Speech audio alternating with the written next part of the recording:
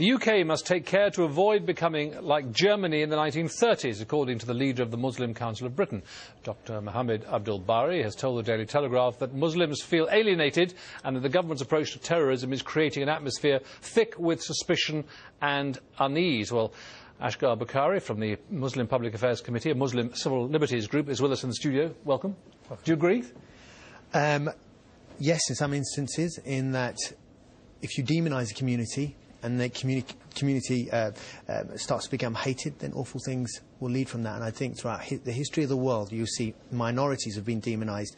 You can see what's happened to them. So I'm not saying that Britain's like that, but what I am saying is we've got to take care that it doesn't turn like that. And for a Muslim person living within Britain, it's a scary place, there's no doubt about it. Do you think the timing was a little unfortunate, given this is Remembrance Weekend and British people are remembering those hundreds of thousands who died fighting Nazis? Yeah, I think perhaps the timing's unfortunate, but I don't think Abdul Bari meant it in that way. Perhaps he didn't think about the timing. It could have been a mistake, but the fact of the matter is he's not gone to upset anyone. He's trying to say that if Britain's fought against an evil, to stop an evil, let's not become like that ourselves. But he also says, doesn't he, that the amount of debate that's relating to Muslims is disproportionate, yet he's adding still further to it. No. Once you're in a position where every single day there's a newspaper article and it's pretty much always going to be negative about Muslims, there's, politicians coming out of the woodwork trying to act tough and, bash the Muslim community. Well, hang on, is that really true? Yes, it is true. Is that really true, that the Muslim community as a whole is being bashed by politicians routinely? You would have to be...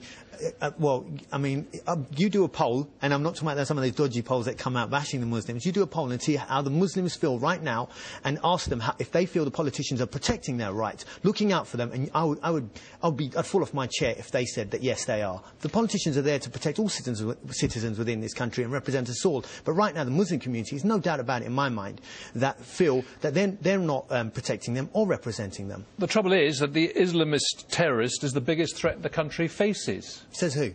You don't accept that? No, I don't. You don't think the evidence of the convictions on the trials and the cases that have happened recently... No, I'm sorry. When you say that these terrorists are the biggest threat, there's no doubt in my mind that's absolutely not correct. Yes, they are a threat, and yes, we've got to tackle it. But to imagine that they're equivalent to some of the, past that we've had, fighting Nazi Germany, where, hundreds of thousands of people were killed, millions around the world, there's no comparison. When we are up against Russia in the Cold War, there's no comparison. These are, young men. But it is the argument is that it is the greatest current threat. It's nothing to do with the Russians against the Cold War. We're talking about now the greatest threat to life and limb from illegal acts in this country is the Islamist terrorist. Yes, but to use that type of argument without specifying and limiting it to a number of people without a positive solution, what happens is... And you don't think that's being done? Because people... Well, it's definitely not being done. Most politicians that I hear...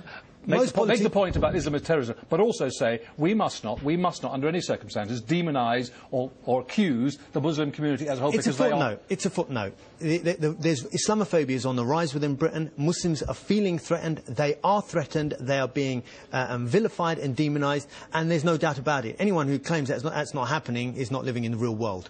And anyone out there who opens up the papers in the next few weeks will see some negative story about the Muslim community. Tell me I'm lying. Asghar Bukhari, we'll leave it there.